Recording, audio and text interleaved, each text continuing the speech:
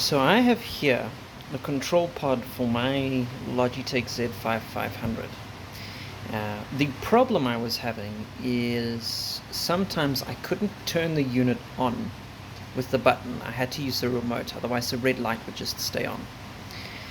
Then afterward, a few times while using it, it would turn off while in use, and then I couldn't use the button to turn it back on again. I would have to use the remote. Sometimes it would turn on again, sometimes it wouldn't. I reset it at the wall and then it would turn on.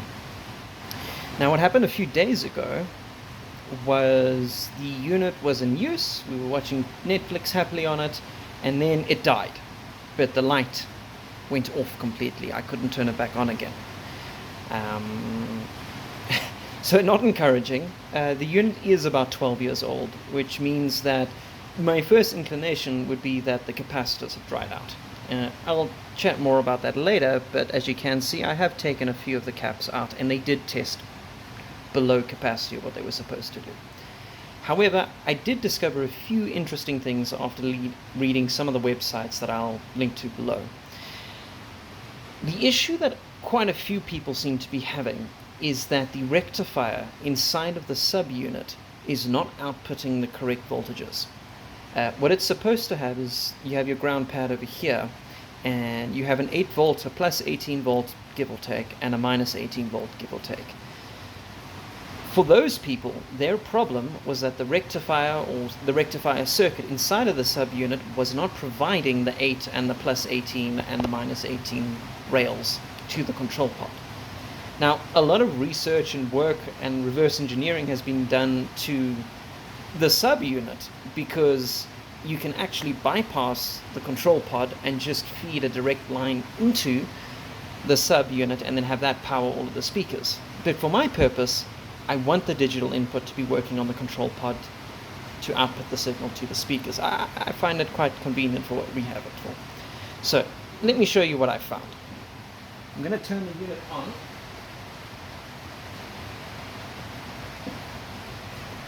It's on now, and you'll see that the red light isn't on. But let's just check that you can see that. You should be able to. I have the 18 volt line. I have the minus 18 volt line. I have the 8 volt line. So that means that there's something strange going on the control unit here. Don't mind the fact that I took the screen off. It was flimsy. I'm going to reattach it later. Here's the interesting part, though. This is what I found that I don't think anybody else has discussed yet, or at least I haven't read it or seen it on any videos. The 8 volt rail here goes into the input of this linear regulator directly.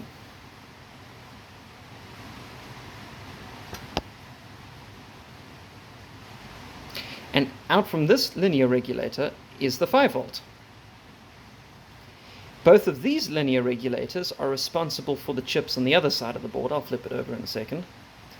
And these chips are supposed to be outputting a 3.3 volt. Now, they're not. They're both quite low. And the interesting thing is that there is actually quite a high amount of resistance between the outputs of both of these linear regulators. Now, I think that's been designed that way so that one linear regulator is powering some of the units and the other one is powering the other, but the digital logic on the other side of the board requires that 3.3 volt rail, which I have seen in one Reddit post, by the way. So, if I flip this unit over here like this, one of the clues that I got is one of the people on Reddit said that his 0 ohm fuse here was blown. And this 0 ohm fuse is feeding this oscillator over here. This oscillator needs the 3.3 volts. But if we check again, we can see we do not have 3.3 volts on either side. So, I think, this is my working theory here, that the capacitors that are on the output and input rails of these linear regulators are what are failing, And because they're failing, we're not getting enough power to the other side of the board for all of the digital circuitry to enable turning the head unit on here. So I've gone and bought myself a whole smacking $2 worth of capacitors, and I'm going to painstakingly try and one at a time pull out each of these caps and put in a new one. The ones that I'm avoiding for now are going to be the inputs and outputs to the operational amplifiers, because that's the audio circuit, and I want to play with that more later, assuming I can get this unit working. But I suppose you'll find out in a bit. Right, one more thing I forgot to mention before I go and mess this all up.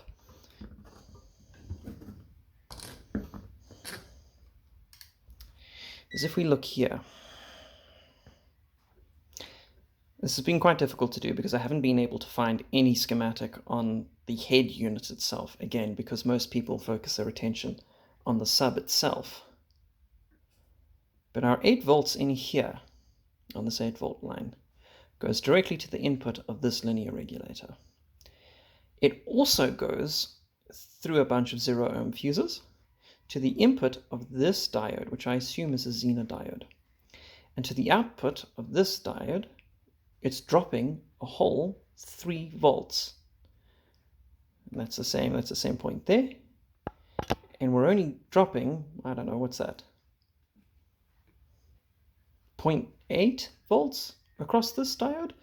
But if I turn the unit off, let's just make sure that we're all safe here.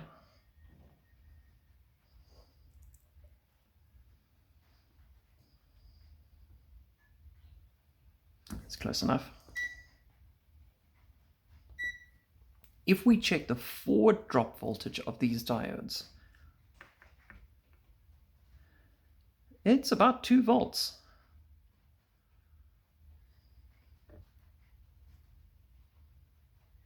It's just on 2 volts, something like that. These could also be faulty, I'm not sure.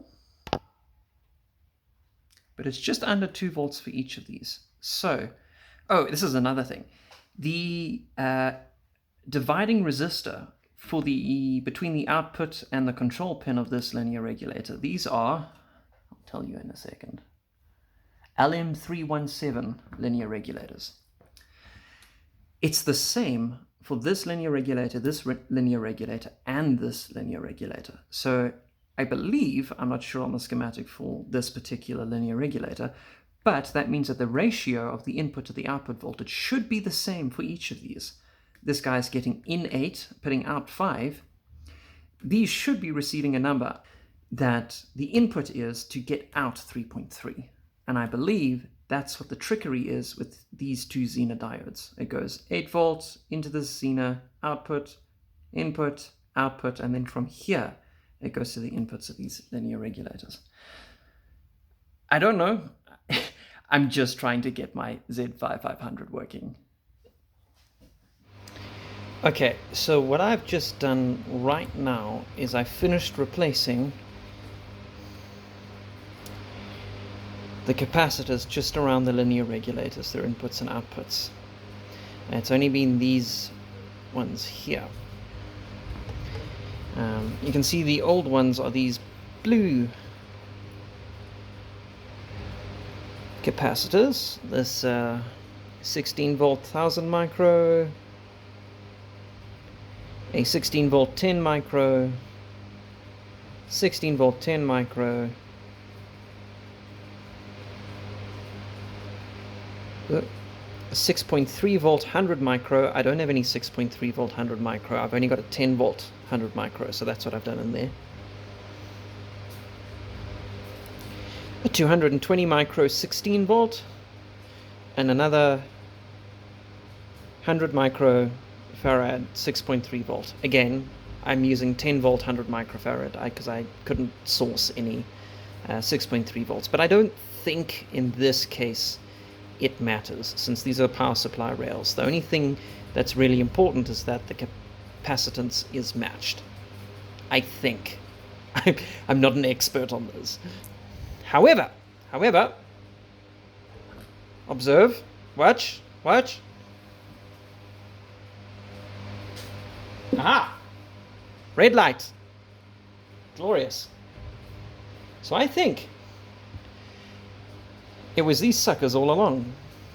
Now I'm going to continue going on and just replace all of the capacitors around all that are available here, just because I've already spent the $2 in parts, and why not, right?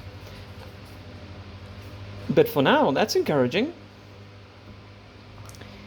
What I will do is, let's see if this guy turns on here. Aha! Power! Okay, good. We are good. And turn that off. Let's just check the rails for my own sanity. I'm going to do my best not to block here without bashing my head on the camera. Alright. Helps to have it the right way around. 8 volt in.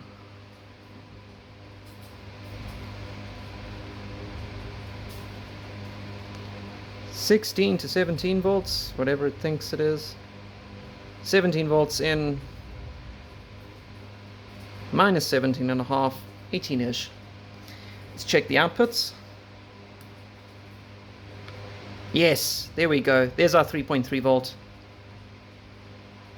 A 2.5 volt, which I'm not so sure on, but incoming 6.5-ish. Incoming 6.5. So I think this is probably right, this output here, this 2.5 volt. Maybe. I don't know. There's no schematics on this. And unless somebody else can take apart a known working one, that might be wrong. I'm not sure.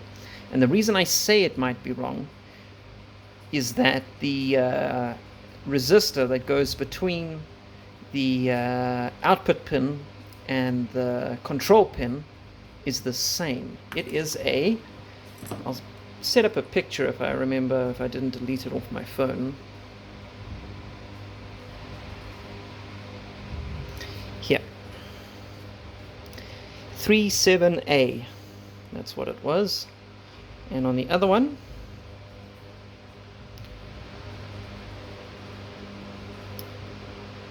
next picture. Right, if I get my phone here. 37A for that resistor there. 36A, which I don't know if it comes from the output pin to the sense pin. I think it's just this middle resistor here that does the voltage dividing.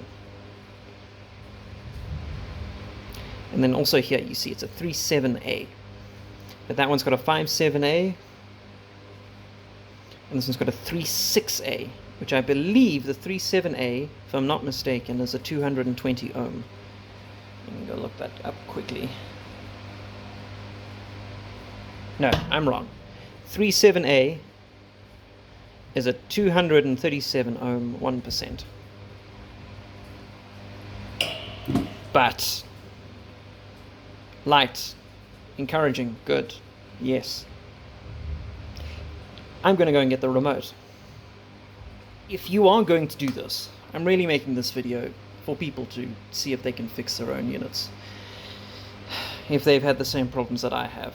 I think this, from what I've read on the forums, is a similar problem that many people are having, and as time gets on, the capacitors are going to start drying in many people's units. So this sort of repair is going to become much more common, I think. Now, I'm going to zoom in here. Just to watch out, when you are doing this soldering and you're removing the capacitors, it is very easy to knock off the surface mount components. This resistor here, I knocked off by accident, but I noticed it as soon as I did, and I found it in the sponge of my soldering iron. Little desk stand thing, so I was able to bring it back and put it back on. Just be careful. That is probably your biggest risk with all of this. But I've got a green light, I got a red light, and it turns blue, so I'm happy. What I'm going to do now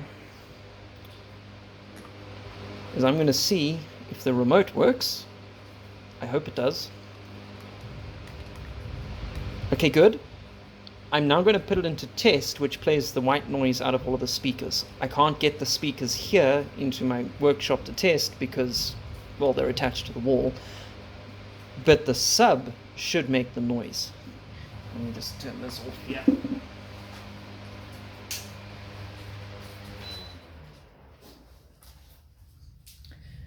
I use the fans to extract the gases when soldering because I prefer leaded solder. It's just much easier to work with. Try and test. Let's hope. Come on.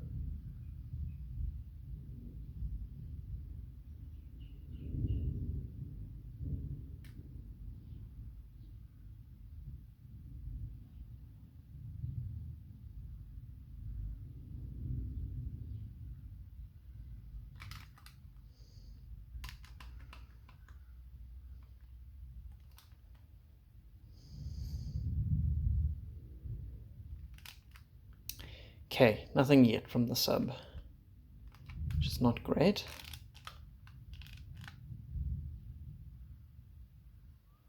I guess this would be much easier if I had the screen attached, wouldn't it?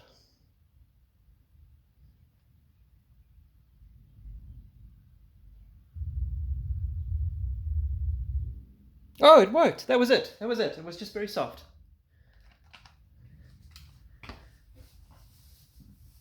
Here it comes. That's lightning. That's it. All right, we're working. I'll boost that volume in post if you couldn't hear it, but it was definitely playing through the sub. It's going to come back now. That's it. All right, we're winning. Okay, what I've done is I've just turned up the volume so that you can hear the sub do its white noise.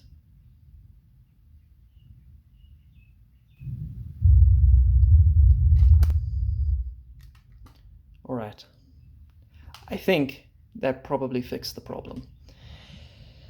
But I'm going to do the rest of these capacitors anyway. I completely forgot what I was going to use this for. I was going to test the capacity of these capacitors. So this should be 1000 micro. I don't think it is.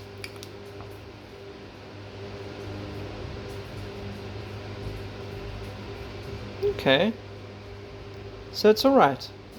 It is almost 1000 micro. This wasn't the problem child, I don't believe. Let's try, oops. Let's try this one.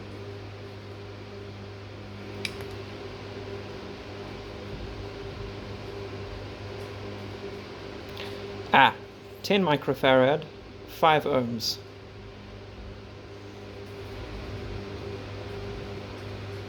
Oh, it is 10 microfarad, but 5 ohms and a 4% loss. Could have been part of the problem. This one should be 100 micro.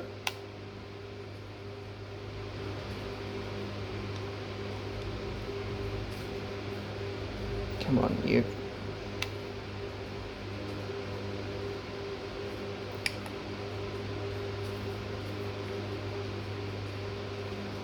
$70 micro, again 5 ohms, but the lost voltage is 8% on the time of this test.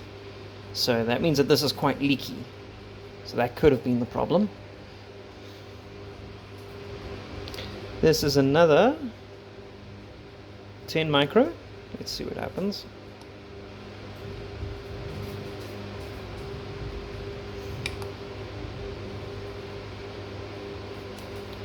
Oh, let's try again. Nope. Okay, maybe the legs are just too short in that one. Let's try it in these holes. No. Nothing. Interesting.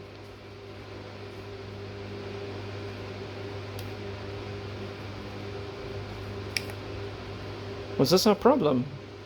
This was our problem. A completely dead capacitor. This 16 volt 10 microfarad. I think that's our smoking bullet.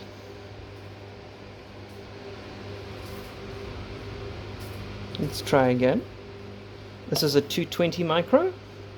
Please excuse while I give you a shake.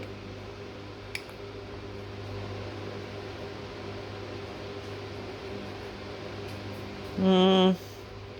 4% loss is quite high. 170 micro, it should be 220. I don't know. Not healthy. Good to replace. Not healthy. This is another 100 micro, 6.3 volt.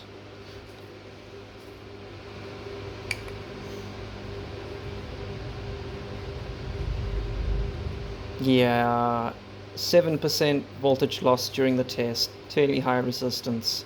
It should be 100 micro, it's at 77. So, the capacitors are buggered. And there's our problem. I'm convinced now. Okay, so what I have done right now is I have replaced every capacitor, at least the cylindrical ones, except for the inputs and outputs that are attached to the operational amplifiers. That's a future project. I also haven't replaced these surface mount capacitors because that's too much effort. So I'm going to try now with this, like this, and see if it works. And if it does, I'm going to leave it like that. But, as you can see, all looking good. I am now going to plug it into the amp and see if any of the magic smoke comes out. So, for those following along at home, wish me luck.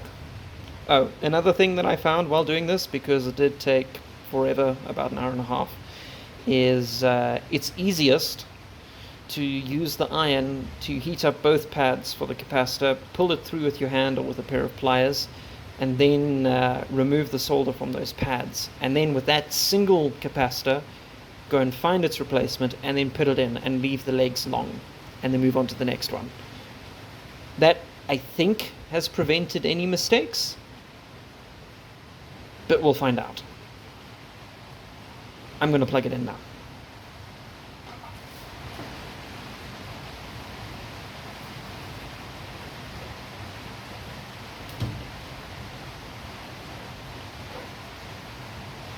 Okay, hold thumbs.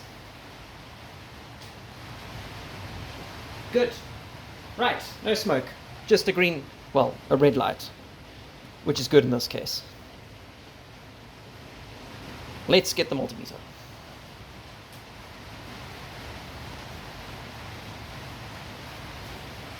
Oh, another thing to point out is even though I replaced for these linear regulators primarily, the capacitors for this one, the 5 volt rail linear regulator, those were also duff. So if you're going to do this, you need to do it for all 3 linear regulators. But let's give it a try. Let's see what happens. Let's give it a poke. See?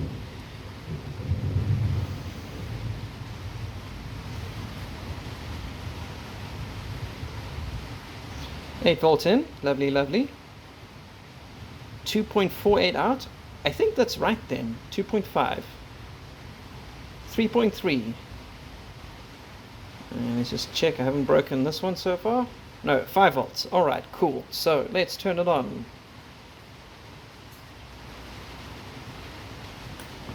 Okay. Still 2.5. Maybe that's what it's supposed to be. 3.3. No smoke. All looking good. And just for the sake of completeness, let's check these Zener diodes. I think they're Zener diodes anyway. Their voltage drop is about 2 volts. In 8, out 6.5, in 6.5, out 5.7. The supply to this 5.7. The supply to this 5.7. Out 2.5. Out 3.3 out.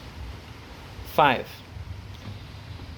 Alright, I hope that helps somebody. I'm going to reattach the screen and then I'm going to go plug it in and see what happens. So for the sake of completeness, I had a look at these diodes under the microscope, and it looked like the little shelves that the diodes sit on were cracked. Now I think that might be a heat stress issue. Turning it on and off repeatedly might have also cracked the connections for these diodes. So I used my soldering iron and I just added a little bit of fresh solder to the shelves. My thinking is that by replacing those power supply caps and redoing the shelves for these diodes, I'm hoping that'll fix the problem. So, we'll see. Aha. It lives.